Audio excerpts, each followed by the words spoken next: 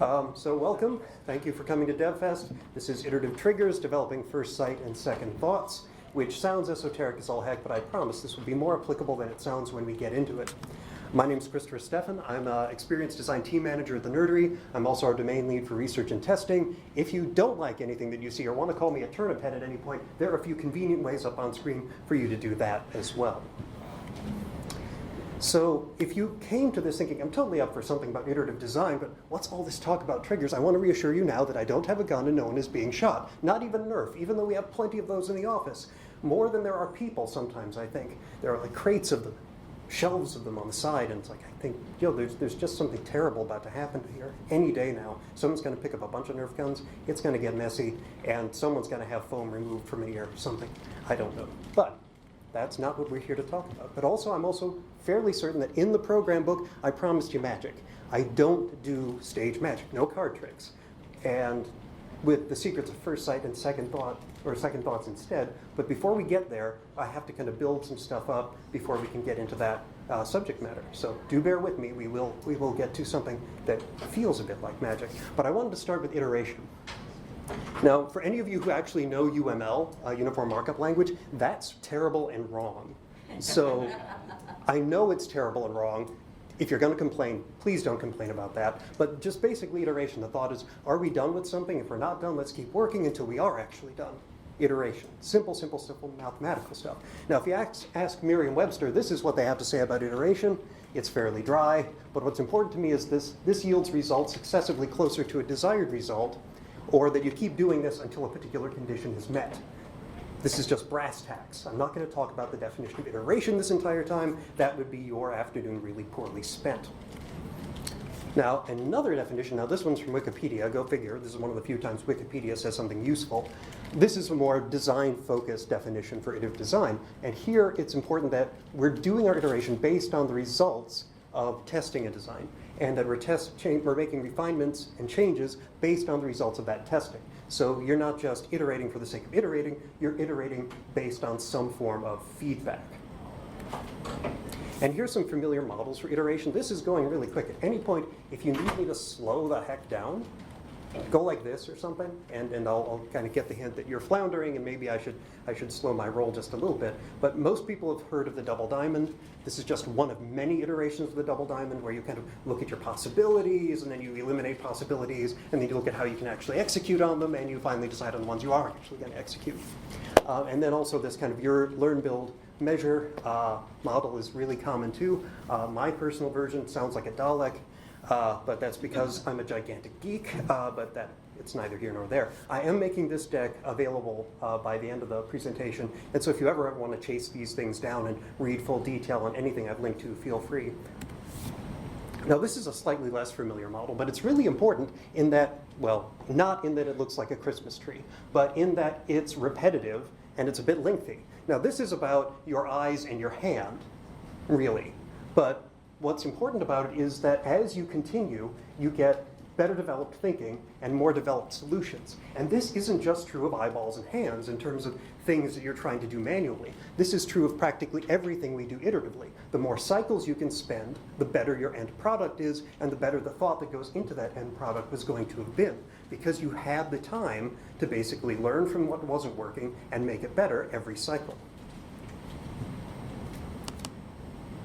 So the question I suppose I want to pose to you at this moment, now just start percolating it in the back of your mind, does the source of feedback you get when you're iterating, when you're having successive cycles, does it matter who told you what to do or why you needed a new iteration? Think about that for a minute. And while you're processing that in your subconscious, I'm going to ask, just by kind of show of hands, how iterative you all are now. So if you have had a chance to make contact with the population served for the systems that you are working on, that might mean customers, that might mean front of house, that might mean some of the poor bastard who has to read the reports. If you've had contact with the person served twice in a recent project cycle, say within the last 6 months to a year, raise your hand. Okay, this is already bad. Take your hand down. No, keep them up for now. Take your hand down if you work in-house. You're not in an agency, you're not a consultant. Okay, that got slightly thinner. and that's not surprising. So we don't have a lot of like a mass of people say, okay, out of 100 people, no. But still, it's kind of rare that you actually get a chance to iterate when we're working on technological solutions, when we're working on simple design. So people who work on catalog layouts, I hate to say it, get more chances to iterate than probably the average software designer does. And the problem is that neither of them actually are talking to the catalog consumer, the person who's actually going to maybe buy something from it, whether that was an online catalog or a printed catalog. So thinking about how iterative you are right now, and thinking in the back of your head just whether or not that source of feedback that made you iterate was important, now it's time to sort of launch into what we're really here to talk about. It's all scaffolding. Have I wasted your time enough yet? Just checking. Okay. So I want to talk to you about iterative triggers. Iterative triggers is a phrase that I made up my own self because I was a little tired of having various parties and individuals pull a design process in lots of different directions without ever really thinking about who's saying that, why are they saying that, is it important, is it more or less important, depending on who is saying it. So I was worried about the source of feedback. There are 3 iterative triggers that you should all be aware of. And if you aren't aware of them explicitly, you probably are already aware of them implicitly. The first of the 3 iterative triggers exists entirely in your own cranium. So if you've got ink on your iPad or you've got a little scrap of paper, do me a favor, try and draw a circle. It doesn't have to be a good circle, just try and draw a circle. And if you don't actually do it, no points will be deducted because most people ended up with something a little bit like this. It's recognizable as a circle. Is it mathematically a circle? Well, no. So you could have another go, and it's probably not going to be a lot better. Maybe it's going to be slightly more circular. But eventually, you will give up and resort to Adobe Illustrator or some other tool if it was really important that that circle be actually a circle. And this is the internal iterative trigger. This is you basically looking at what you did, trying to decide whether or not it was good enough, and if it wasn't good enough, trying again. No one needs to be told how to do this. Everybody's got an internal iterative trigger running all the time. As a matter of fact, try to shut it up. The people who keep working on their presentation decks and anything else over and over and over again when they should have stopped maybe 3 cycles ago, they all know what the internal iterative trigger is all about, even if they don't have a name for it. So this is your reaction to your work and your judgment based on what you believe your capacity to improve your work is. So your iterative trigger may go quiet if you think you've maxed out.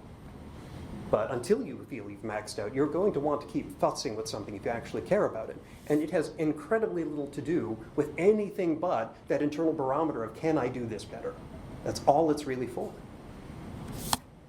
It measures you against your potential.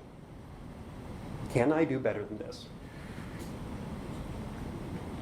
And I should say for a moment before I move on that the internal iterative trigger isn't a bad thing. I'm not trying to say, yeah, never listen to that voice that says you could have done that better. There are a lot of very clever people who have a lot of very clever ideas.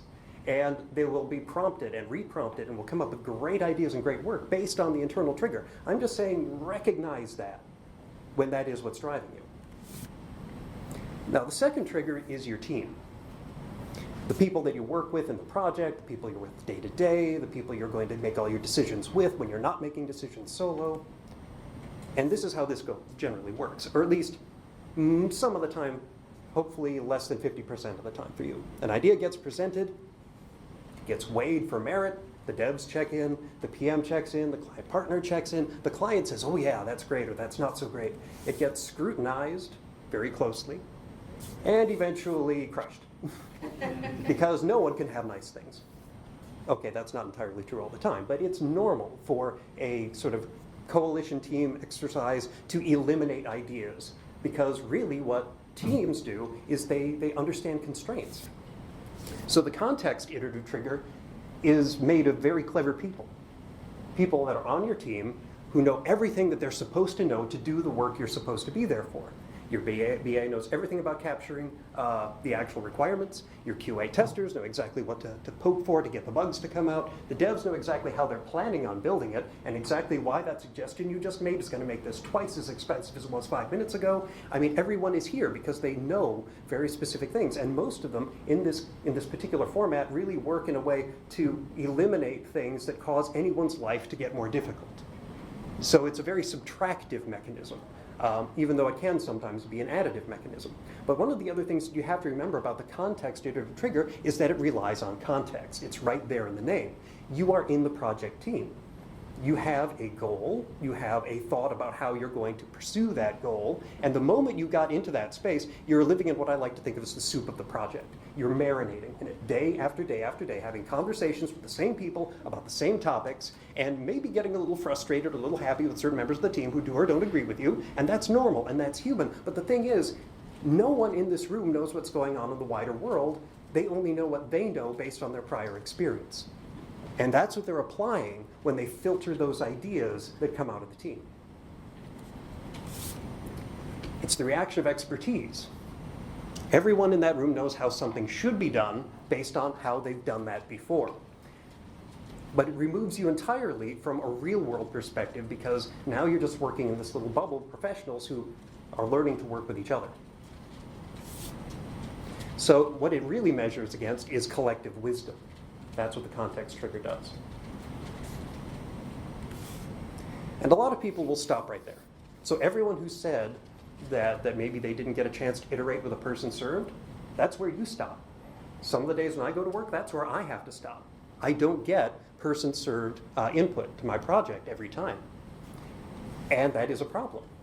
Because in terms of basically making sure that your idea, your app, your system, your software, your website is actually going to fly in the market, it's a great idea to actually involve somebody who's actually going to use it at some point. The internal trigger can't see beyond its own capacity. So if you don't think you can do it, you're not going to think about doing that thing that you can't do because it's outside of your capacity. The context trigger knows too much to remain objective. It knows what all the constraints are. It knows, oh, you can't do that in this type of software. It knows that this particular feature will double the time it takes to build it. There's all of these objections just free-floating in the soup of the project, and none of them really have a finger on the pulse of whether or not that is a game changer for whatever you're building. So where do we go to get better visibility? Now, anyone who's been paying attention to the underlying threads probably knows what I'm going to say next. Does anyone care to venture a guess? The end user? Very good, yes, the end user. The third comes from outside. And if this is terribly predictable, maybe I've done my scaffolding right. Maybe. The third comes from outside. So they've got no clue at all about what your goals are, ideally. They have no idea why you're doing what you're doing. Why was it a great idea to put that menu right there and fill it with all these things that I didn't know were going to be in that menu? No idea why. Or what your intentions were. Did you build this website to help me book travel, or did you build this website in order to ruin my life? They don't know what your intentions are. They only have the ability to observe and respond. So this is the external iterative trigger, and it's bloody amazing. It's the thing that a lot of us got into this field for if we're designers and not developers. And the great thing about the external iterative trigger is its lack of context makes it possible for it to look at your drawing of a circle, your idea, and respond to it as though it were part of their world, part of their context, and judge it in a meaningful way based on whether or not they think that's a circle and whether or not they think that idea is going to fly. So this is a reaction of a representative of the population, the people you want to gauge, the person served. They don't know what you know, and that's the entire point. They're valuable because they don't have your context, so they can take you out of your context and help you understand the context where your actual tool, your app, your website, your service is actually going to live. Because the thing you're building is not for you and your small team, now is it? Normally. It measures against reality. It's going to look at what it's actually seeing, and it's going to tell you what it sees. So if you engage all three of them, you're able to iterate more meaningfully. You've now got, say, a balanced diet of feedback on which to iterate.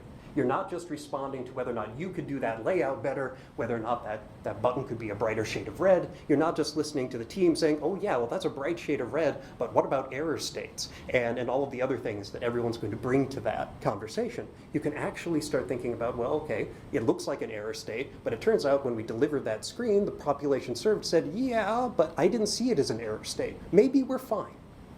Okay, that's probably a bad example. That probably rarely ever happens. Don't quote me that red's just fine to avoid error states. But it gives us the ability to check our ideas, check our constraints, and actually get in touch with the universe outside as part of the iterative process. And I have definite views about what of these three forms of nutrient their values are when you're bringing them into that process. Obviously, I think that the ideas that you have to push your work forward are important. Obviously, I think the constraints that your team is going to bring to you are worth listening to because they're not there to just waste the time of the project. But both of them can be trumped by the judgment of the population served. Because it doesn't really matter whether or not this is good code, or whether this is normal operating procedure, or whether or not you could make that shinier. If it's working for them, it's great, and if it's not working for them, you've got more work to do. No matter how proud you or the team might be of the idea you have in percolation at any given moment. Also, this is the entire reason we have UX, or experience design. The entire field is predicated principally and wholly on paying attention to the third iterative trigger, the external iterative trigger. Everyone else basically doesn't need to, never needed to. Now, mind you, I say that, but there are industrial designers who always care just as much. There are other parts of the design panoply where it's like, if you weren't a graphic designer who was basically doing catalog work at one point, who then got onto the web, well, you probably didn't care. You were never asked to care. But for those of us who actually made the jump into experience design, this was what the difference was meant to be.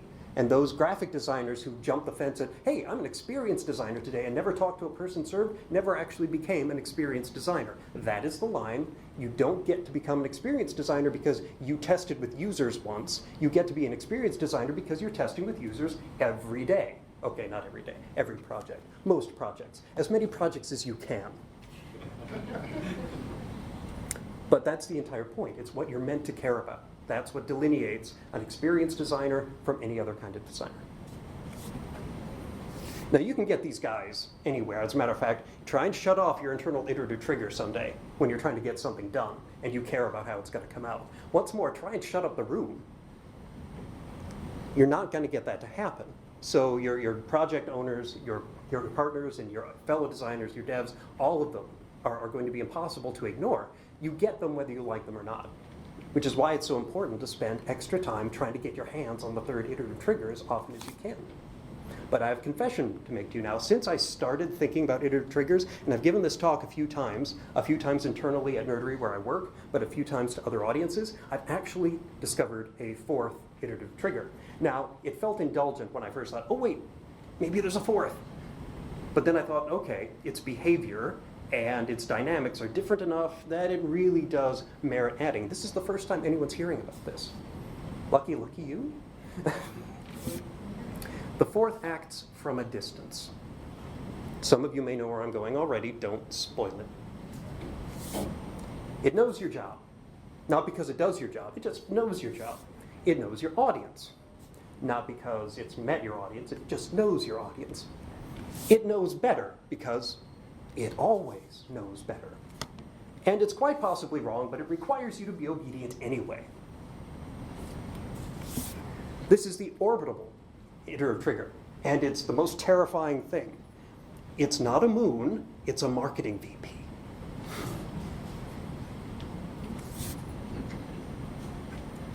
So this is basically the embodiment of the reaction of the organization. It's got its own axe to grind. The org wants certain things done. They're usually tied to a metric somewhere. We need to sell more widgets. We need more people to like us on Facebook. It doesn't even matter what the metric is, but somebody's year-end bonus is tied to this metric. And somehow they're exerting gravity on this project, and they're doing it from a distance. They're not even in the room. They're not even really in context. They don't know what you're talking about. They don't know what the technical constraints are. They have no idea about accessibility. They have not met a person served maybe once in their life. They think they're the person served because, well, why wouldn't they be? I know my customers very, very well. I've been selling for years. So they don't know much about the work, but they know what they like.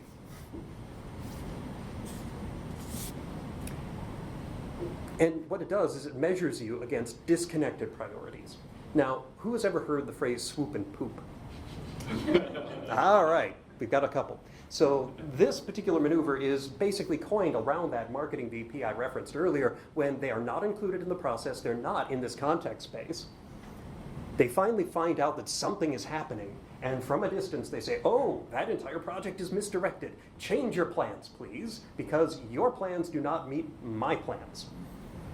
So it's not the same as the contextual trigger when you can't really work with them, they don't really have context, and yet they seem to supersede context.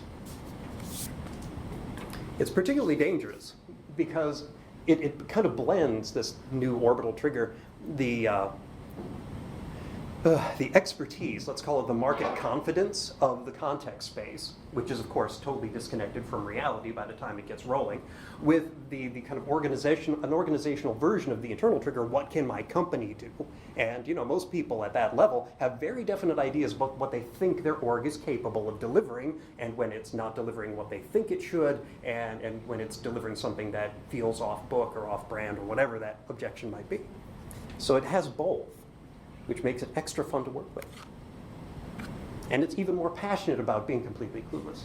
It loves the fact that it's got no idea, or at least behaves in a way that seems to be true, because every time you try to tell it what's going on, it gets angry.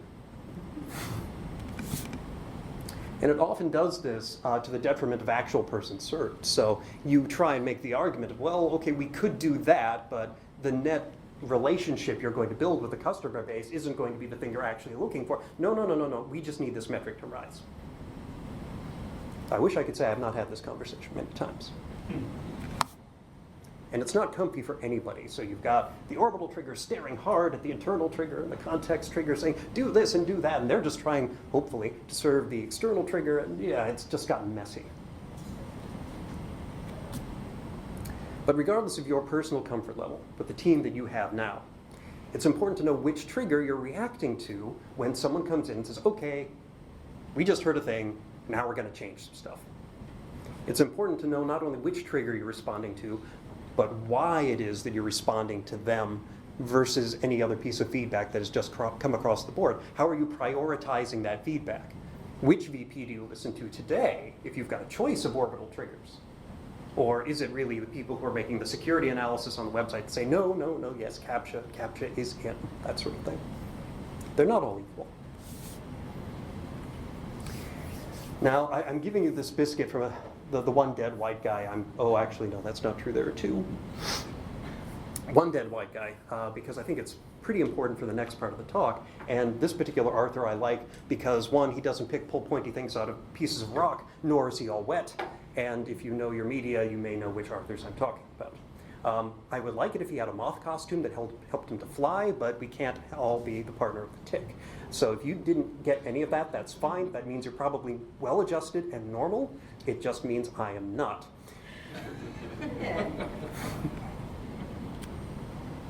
So I want to talk to you about first sight. And just saying first sight may have conjured a couple of thoughts about what you think that's all about. But before I get into that, I want to talk to you about second sight a little bit. Now, second sight, if I say that to you, you probably immediately start thinking about people with clairvoyance, the ability to see secrets, things that are hidden, and they can have visions and well, maybe predict the future. But this is an occult thing, second sight, right? Well, I don't actually think so. I think that second sight is dead common. I think second sight happens to everybody all the time. And let me kind of give you a review of just one flavor of second sight. What do you see here? Popcorn, please. 2 triangles. Excellent. 2 triangles. Everyone else see 2 triangles? 3 circles. And 3 circles. That's interesting. Good. All right. How about over here? What do you see here? Duck bunny. Duck bunny. All right. We'll go on with that. So first sight, going back to the initial concept, is literally the ability to see what is actually there. What is actually being presented to you, which is a skill. Second sight happens whether you like it or not. You may not believe me at this point. This is Pac-Man in 3 angles. There aren't any triangles here. There are not any circles here. Your brain made 2 triangles and 3 circles. And I'm going to go even more pedantic on the next one. This is ink on paper, or in this case, pixels on a screen. That isn't even a duck, a bunny, or a bad drawing of either. But this is just a flavor of what second sight is. Second sight lenses what you perceive to fit a pattern that you already have in your head. So, for instance, if you drive past someone who's been pulled over by a police person on the side of the road and you notice something about them, you may make some snap judgments about whether or not you feel as though they should be over there. That is not first sight operating. You left first sight behind the moment you started making judgment calls. And this is not the most egregious form of second sight we could possibly call out. Everyone's using second sight all the time. I mean, I think it's a lot of sci-fi media that kind of leans on the trope of humans will ignore practically anything, provided that they can just square it with their worldview and move on, because anything else would be inconvenient. Might make one late for dinner. And it turns out that most of our triggers are extra vulnerable to second sight because they're spending all their time living in their own heads. So if it's the internal trigger, yeah, that's you basically working your reality around your capabilities. If it's the context trigger, it's everyone basically responding to the picture in their head of how things should be. And if it's the orbital trigger, okay, let's just not think about that at all. I don't even want to know. The external trigger possesses only first sight. Now, I say that, and you would be right to start quibbling with me based on logic. Yeah, sure, everyone who participates in a research study or works with you in testing probably has a lot of second sight of their own. But here's the thing.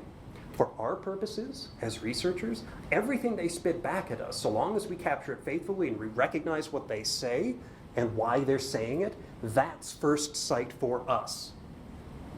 Recognizing that our participants are employing their second sight wildly on our app is important to know, and may actually be the difference between success and failure. It's all first sight, though.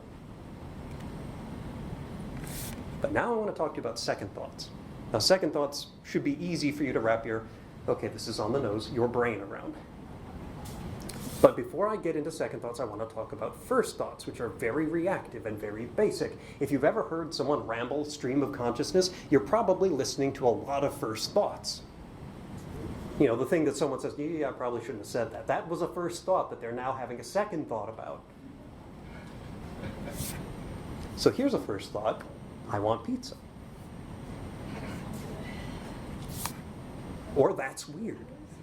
So these are simple first thoughts. There's nothing really complicated going on here. Most first thoughts are not complicated. I mean, there's existential dread, but that's not really that complicated either. Second thoughts are you actually thinking about what you're thinking. There's a word for this, and because I like really big words, I was tempted to put it in here. It's called metacognition. Thoughts about thoughts. But it's not important unless you happen to be a sesquipedalian, which means someone who likes really long words, which I happen to be. So second thoughts being you thinking about your thoughts. It's like, okay, so if I thought, for instance, that I want pizza, maybe this is now you thinking, well, did I just see a commercial for pizza? Why pizza exactly? Am I just hungry and I want pizza because I can smell pizza, because I'm near a pizza restaurant? What exactly is driving this sudden impulse to pizza? The moment you start having those thoughts, you are having second thoughts. They're not really uncommon, but I think they're under-leveraged a little bit. So the other example, what precisely about this thing that I witnessed or consumed or saw is weird? Why is this striking me as something out of the ordinary? So existential dread fits nicely in here. And in our way, for UX designers, for experienced designers, metacognition is kind of our job description. It's our entire job to think about other people's thoughts all the time. Because the moment we've stopped doing that, that's what people where I work call order taking. Oh, you want an app? Here, app. So when you give someone like me, I want an app, we say, why does it have to be an app? Is there something important about apps that makes this the right way to do it? Are people actually using their phone to get this kind of information? Would you be better off with a website? Or maybe something responsive where people don't have to choose? And we start that conversation because the first impulse of an experienced designer is a second thought. Can't leave anything alone. And also it's important as experienced designers that we examine our own thoughts and our own impressions. So even though we may be trying really hard to think about other people's thoughts, it's really easy, because experienced designers are human too, to not engage in enough metacognition to understand what's driving our decision processes. Why am I chasing this idea and not that idea? Why am I interested in that data point and not that data point? Why am I so hung up on this thing being bright pink? You know, these sorts of things that you need to do if you're in our job, because this is where things like bias live. Now, I wanted to show you this really quick because the person who put me onto First Sight and Second Thoughts was actually Terry Pratchett, who's an author of fantasy fiction and one science fiction, which wasn't that great. He was out of his wheelhouse. What are you going to do? Brandon Sanderson just tried the same thing.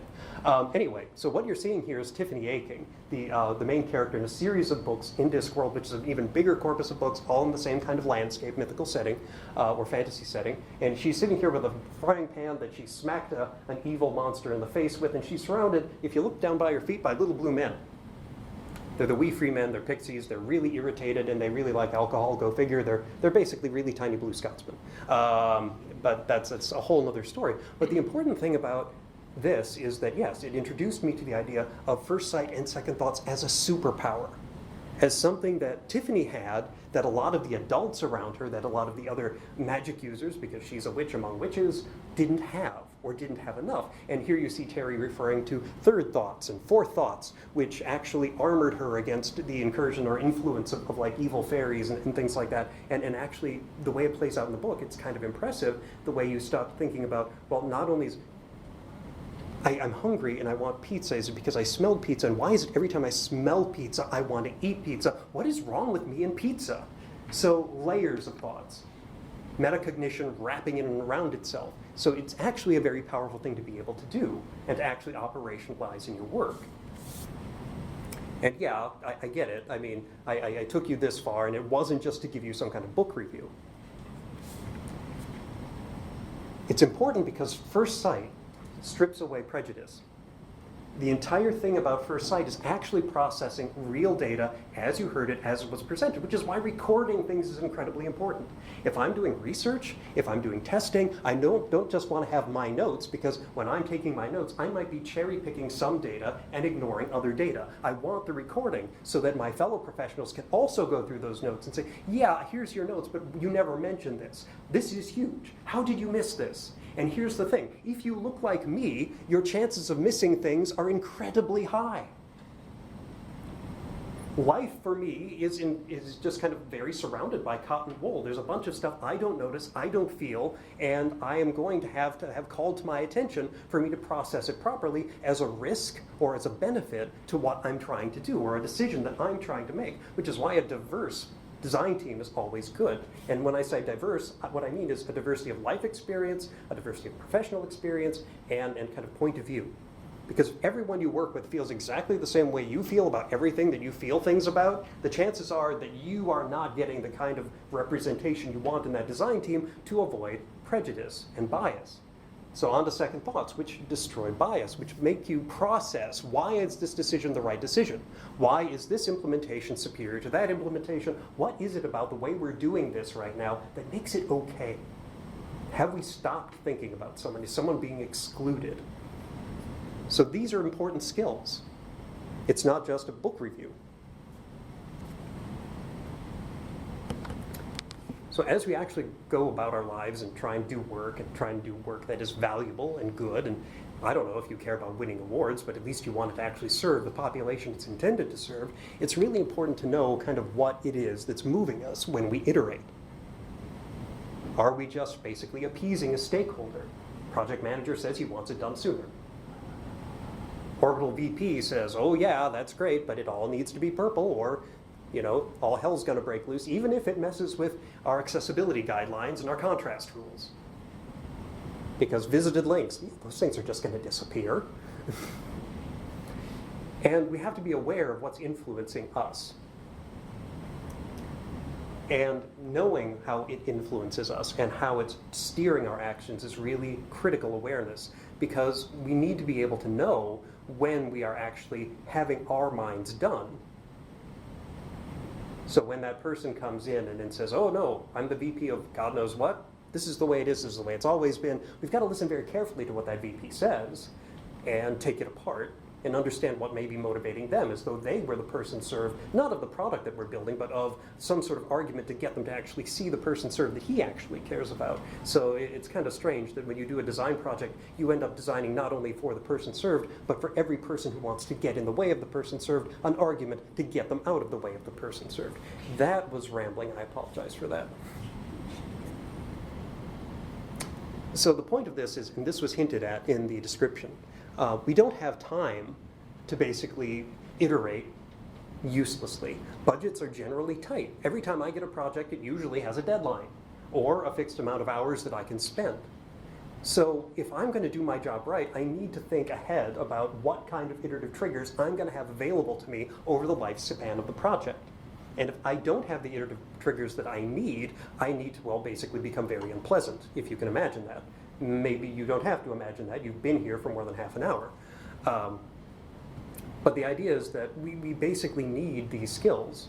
We need the external iterative trigger. We need to be able to see what's actually there. And we need to be able to think about what every member of the team is thinking, what the person served is thinking, what we ourselves are thinking, in order to actually do anything worthwhile, because we're always dancing on the head of a pin. So I'm sliding toward wrap-up now. If we want to design for a world that actually resembles reality, we actually have to remain in touch with it, which means finding time to actually interact with person served and on a regular basis. So, I mean, that can be challenging. It can cause arguments. I think those are arguments worth having. And I would challenge you to ask for it twice in any design or development cycle, and then grudgingly accept getting it once, but don't you dare look happy about it, because really, if you could, you'd get it 5 times. But we've got to start somewhere. And anything is better than nothing. But once you've got something, and you can prove its value, start building on it. You know how great once was? Guess how great twice is going to be. As you observe, take care that you don't let your history, what you've thought before, what you've seen before, color the decisions that you're going to make, or color the input that you're actually getting. So I want you to focus, and I want you to look at what you're doing and what your team is doing, and resist the urge, basically, to take what's offered and just jam it into a convenient context for you. So I was having a great conversation with another colleague at the Nerdery. We don't have a the anymore. I keep saying it, though. They took our the away, did you know? We're just Nerdery now. When you're having these conversations, my colleague said to me that we were going through some research data that we'd compiled, and I'd said the phrase, well, this is pretty much what I expected. And it was pretty much what I expected. But she's, whoa, wait, danger. Why is this what you expected? What exactly are we seeing here, and why was this like your hypothesis confirmation moment? So, good on her. She spotted me not using my second thoughts and actually fitting that nicely into a theory that I'd already kind of concocted in my head, and she wasn't going to let me take that theory and let it kind of superimpose over the data we actually got. So, okay, now we're going to ignore the data. It matched the theory. We're done. No, we're not done. We still have to go through all the stuff. And when we're actually pulling meaning out of all this and we're trying to decide what we're going to do, it's really important to examine why and how the feedback that we've gotten, the nutrients that we've collected over the course of the project, have influenced this final result. What we're going to ship today, what's actually going live, the copy that we just decided was going to be good enough, etc. All of those things that happen in the real world. So you have to think about the implications of those actions. The idea, and this is funny because I was told by a lawyer that I know that these are phrases that only other lawyers say, which is things that you can't unring a bell. Once you've launched that product and a bunch of users have had a hard time in that product, you don't get to take that back. You don't really get a second shot with a lot of people. I mean, it's a lot of hard work to, after you've ruined their day once, for them to give you a shot to ruin their day again, especially in the landscape of different options we have these days. And it's important to think about the consequences of actions. And because Jurassic Park must always be mentioned in any talk that I ever give, please think about whether you should do a thing after you've thought about whether you could do a thing, and please do not bring back T-Rex. think it's a bad idea, I really do. They're talking about it again. And all of that may not actually be magic. But if you've actually done this right, if you've actually had that point of contact, if you've actually been able to reach out with and engage with the universe, find out what's actually going on out there, and had time to process what it really means and how you can then engage with it in a meaningful way, for those people that you eventually deliver to, it could begin to feel a little bit like magic.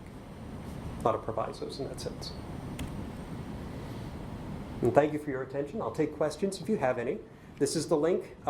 This will get circulated later by whatever means DevFest gives me, but feel free to snap the screen if you'd like to as well. The link below is the entire real-time board, which is what you have been viewing, and just to give you an idea of what that looks like, because I love sharing my toys, this is my presentation. And because now I realize I just took that all away from you, I'm going to give it back. Thank you very much for spending an hour of your time with me.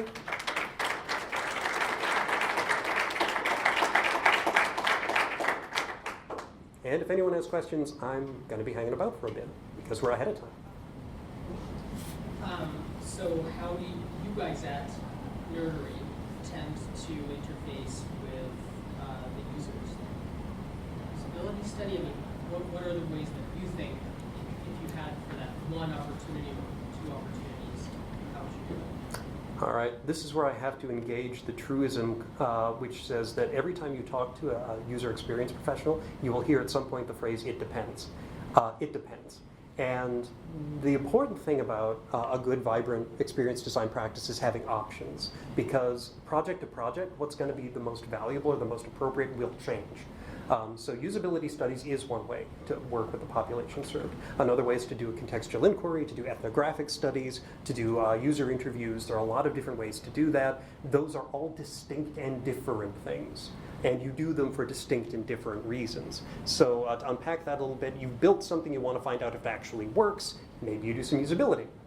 If you want to find out how something gets used or how something might be used, you might do contextual inquiry, interview people where they work, understand not only the pressures of their working life, how that tool you're thinking about might supplant, replace, or support any other tooling they might have, see the ring of Post-it notes around their monitor for all the stuff they can't remember but they need to know all the time anyway, which might be part of your tool at some point in the future. So that's another way to do it. Ethnography, you kind of hide in the corner and you watch people do their thing. And you don't really talk to people much and you hope they forget you're there.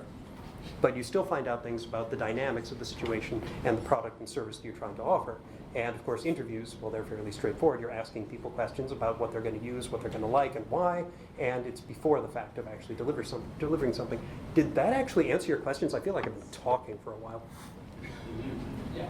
Okay. Do you guys actually use all of those? I mean, you said you have budgets and timelines, and I know all the things We you do. said, and so ethnographies, is that something you use in a real project piece? We have indeed. And mind you, if you'd asked me that a year ago, I would have said no.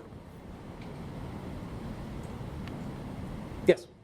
I was hoping you could talk a little bit more about developing that sensitivity for first and second thought, and what that looks like for someone who wants to improve their ability to decipher that. I was expecting this would come up, and then I wish I had a really well thought out, concise answer that kind of made it easy and that everyone could just work with.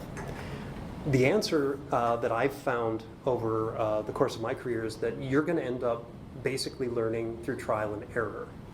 Because it's impossible for any one individual to kind of anticipate where their own prejudice and bias lies, or to predict the prejudice and bias of any other person they might be working with.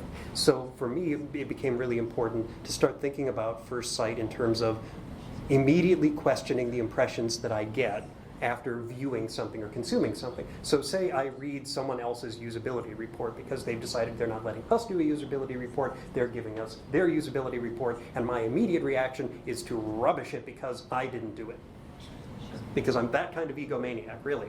But fact of the matter is, when I've calmed down a little bit, most of the things of that nature that I receive do have some value in them. There was even a survey I got back from a client in which they worked really, really hard to make sure they got no value whatsoever out of the population served, except for a few spaces where they gave people the option of other. and all the gold fell into that. And it was interesting, but it's one of those things that you have to learn in practice. And by delivering something and suddenly realizing that you'd made a terrible mistake. I mean, these are kind of the drivers that will help you kind of. I didn't mean for you to go to sleep. And then it didn't. Do we need that? Maybe I'll just leave it. Okay.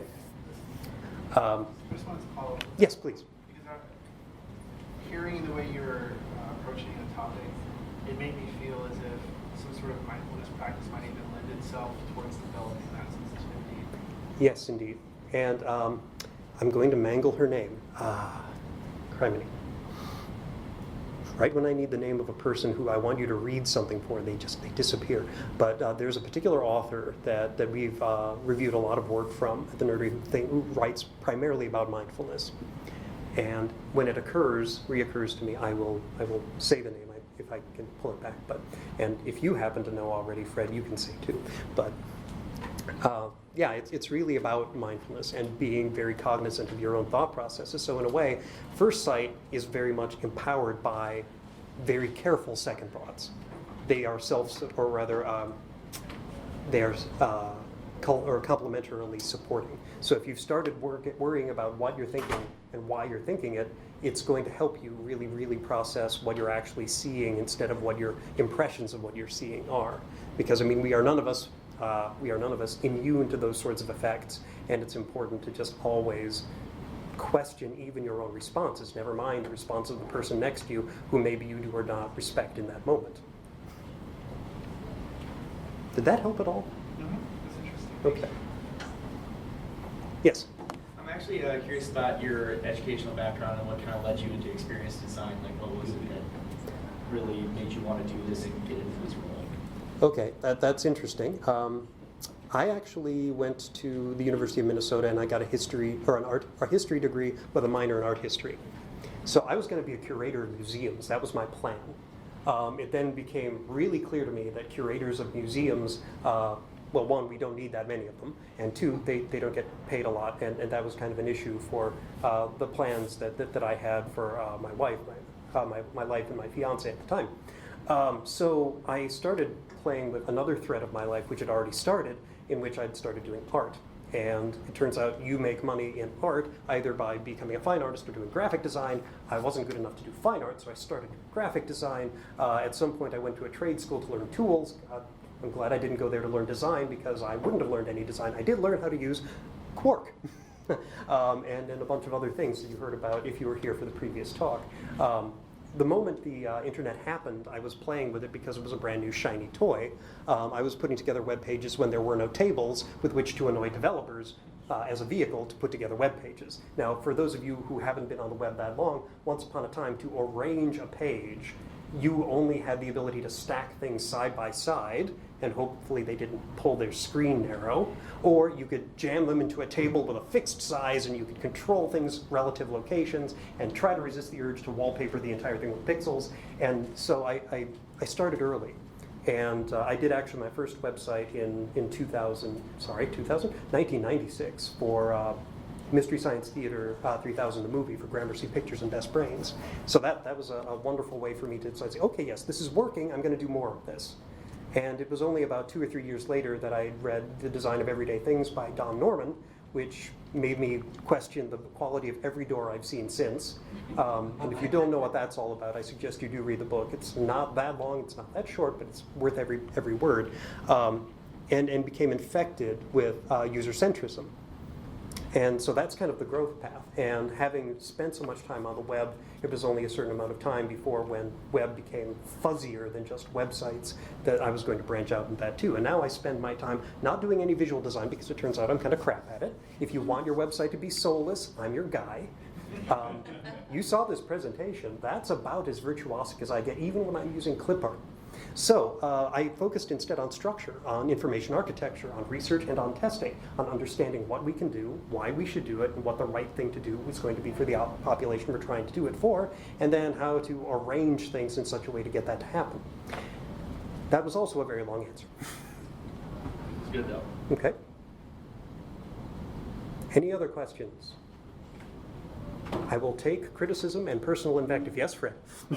I was going to ask, in the range of experiences you've had working directly with decision makers, stakeholders, when they don't have that point of comfort and they can't perceive the value and the narrative of the arc and how you're trying to connect these things, what have you seen generally across the range of the scatter plot be an effective approach? You mean how to get them to actually care? Yep. elicit buy-in, Yeah. have stake in basically the storyline. Okay.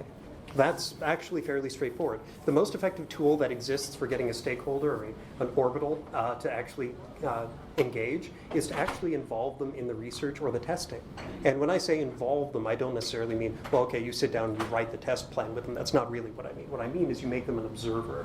You make them a note taker. You make them complicit in the act. And when you actually are that stakeholder and you're seeing usability for maybe the first time, it's amazing how the brains just explode.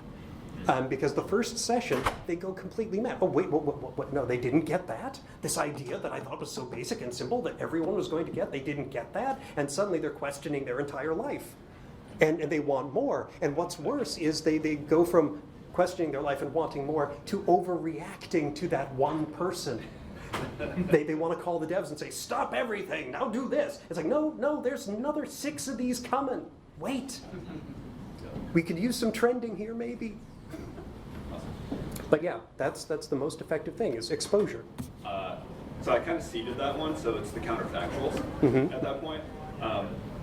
What if you don't have that direct opportunity to involve them in the visual counterfactual? Have you seen successes at transferring that when you're working afar with audiences? So storytelling is probably our other best tool. And storytelling in this regard is usually about what did you do, why did you do it, what was the result or impact of what you did.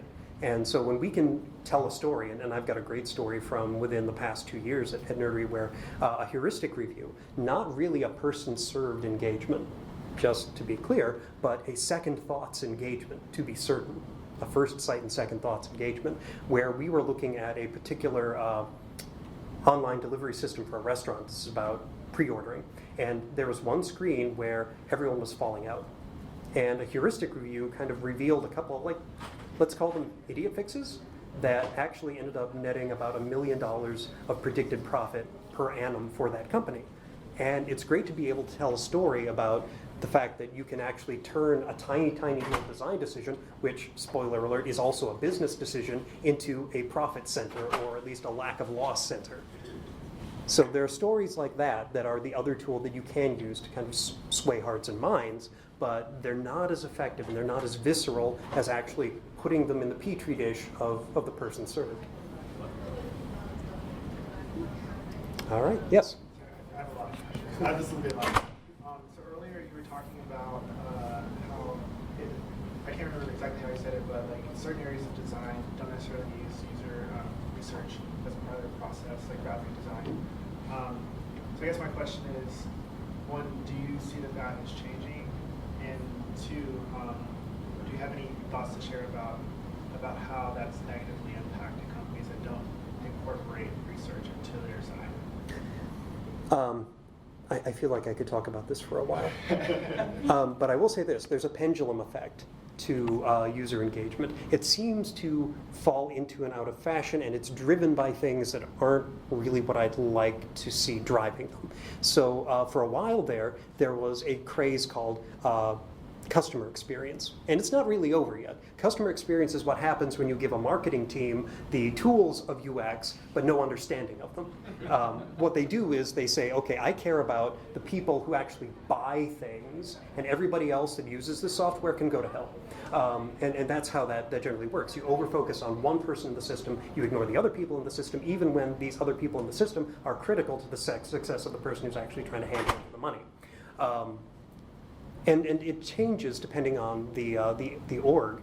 So you'll see that a lot of companies, big companies like 3M, like Target, like Best Buy, now employ people not just as designers, experienced designers, but as researchers specifically, which is a good sign until you find out just how they're being used, maybe. Because sometimes people understand that something is effective, but then they somehow manage to let's say, snatch defeat from the jaws of victory anyhow, because corporations can't help being corporations, and it's very hard to silence the orbital or iterative trigger, which is where most of that generally falls down. So I find a really good client conversation is when I can talk directly to the orbital trigger and talk it down off a very dangerous looking ledge, and then actually get something done by the end of that particular month.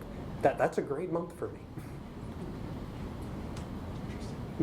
Do you kind of, I'm going to try and explain my question, it's a little complicated, but do you apply the same approach to, like, of second thought to what you see your customers do, to, like, to your first site? So when you see the users are falling off at a certain place, that'd be a learning behavior, for example, that in a month they would stop. Right? Because if Facebook asked me, do I want them to change the feed every day, I would say no. Like, I hate it, right? But then a month later, I do like it, right? Like, so, and sometimes we see that the customers give us an answer, but it may not be really what they need. Well, yeah, but we have to think about the speed of iterative change at some of these orgs. Now, Facebook is maybe a poor example of being or truly reactive. A better example is Amazon. Amazon has enough data flowing through it at any given moment to tell you, and I'll back up on this in a second, to tell you whether something they just did is helping or hurting very, very quickly. So they can literally, in the space of an hour, undo a mistake. Could it be then long term that it changes though? Like, you know? It's very likely that even with that example, Amazon tried a thing, it didn't work, they rolled it back, they changed their thinking a little bit based on the data they gathered during that mistake, and tried it again in a different way. So it didn't necessarily kill an idea, but it may change the next way it surfaces. And I mean, if your idea of a great experience is an experience in which nothing changes, the UI just stays stable, well, you're in for a terrible life online, but. So in your experience, was limited budget for this kind of research, like, do you have any practices to try and get the best in like a few iterations? So a lot of what I tell people about the product of research and testing is that it's lossy. It's like soft cheese or eggs. You can't just do it once and use it forever. It's going to go off. And it's going to go off because someone else's experience on another website, not your website, is going to change their opinion tomorrow. Or they're going to talk to someone who thought that was crap and this is fantastic. Or the things your phone can do are going to change. And suddenly you're behind. You're no longer on top of that curve anymore. So it's impossible, I think, to get people comfortable with the idea of you're going to be done with data, even for one project. And I start telling people things like, we've got to think about this as gardening, not building anymore. The systems we're going to build are going to change. They have to change, because if they don't change, they're going to die. And that's not really a question of, well, we want to look like we're at the front edge of everything. It's a question of the rest of everything is also changing, and we can't stop it. And if we don't keep pace, we're going to lose relevance and eventually market share and customers, and then we may not have a company anymore. Did that answer your question, or did I go sideways? I'll have to think about it. I think partially yes. Okay. If anyone else has questions or wants to chat, I'll be outside for at least another 10, 15 minutes, and I'll get out of the way of the next presenter, who I dare say would probably like the podium. Thank you, everyone.